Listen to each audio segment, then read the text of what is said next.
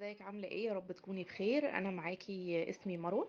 هشرح لك فكرة الشغل عبارة عن ايه. احنا عندنا طريقتين. الطريقة الاولى هي فكرة الدعاية والاعلان للشركة، والطريقة التانية هي التسويق وان انت بتشتري احتياجاتك الشخصية. طيب، هشرح لك الطريقة الاولانية اللي هي الدعاية والاعلان.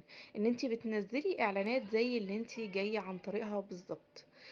مش شرط ابدا ان انت لازم يكون عندك معارف او بتعرفي تبيعي او بتعرفي تسوقي، لا خالص، لان انت بتكلميني. هو احنا ما نعرفش بعض، احنا اساس شغلنا ان احنا بنعلن على جروبات.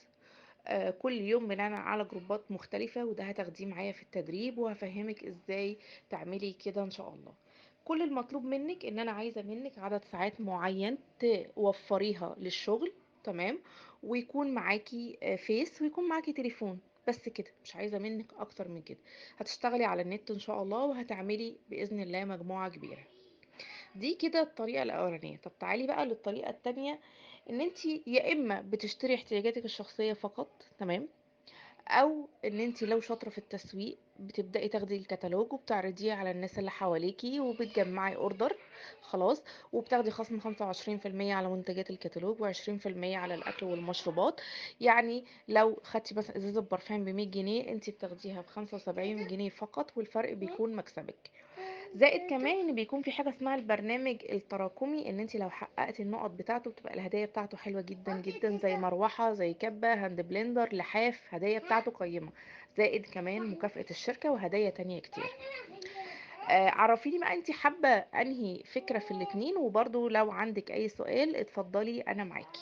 بصي حبيبتي، هي الفكرة كمان بكل بساطة ان احنا بدل ما بنشتري من السوبر ماركت، من الصيدلية، من العطار، حاجات كده كده بالفعل انا بشتريها، زي مثلا التوابل، البهارات، الفلفل الاسود، معطر، شاور، شامبو، بلسم، كل ده مفيش بيت عندنا بيستغنى عنه. انتي مالكيش في التسويق، ما بتعرفيش تسوقي، ده بالنسبة لنا ولا حاجة، مفيش مشكلة خالص منه. الاساس عندنا هو انك تكوني فريق تحت كودك وتعملي مجموعة كبيرة وشجرة كبيرة من كل المحافظات. فانت هتعملي زي شجرة كبيرة، معنى كده ان انت هتسافري؟ اكيد لا طبعا، كله من بيتك من خلال الفيس.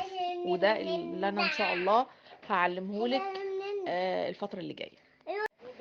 طيب بصي حبيبتي، انت مبدئيا بدخلك على جروب وبعلمك كل حاجة من الألف للياء. بتتعلمي ازاي تعملي دعاية واعلان للشركة، وازاي تنشري اعلاناتك في جروبات، وبعلمك ازاي تقدري تقنعي الناس ان هي تخش تعمل معاكي عضوية، لان انت بتقبضي على حسب المبيعات بتاعتك انت والفريق بتاعك.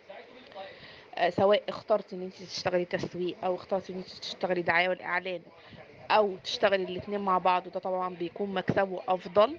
تمام. في كلتا الحالتين انا ان شاء الله بكون معاكي خطوه بخطوه بفهمك كل حاجه. كل الموضوع ان انتي بتعملي اعلانات على جروبات وبتبداي تقنعي الناس ان هي تخش تعمل معاكي عضويه، يشتروا احتياجاتهم الشخصيه. تمام. اللي تقدر تسوق تمام، اللي ما تقدرش تشتغل دعايه واعلان مفيش مشكله.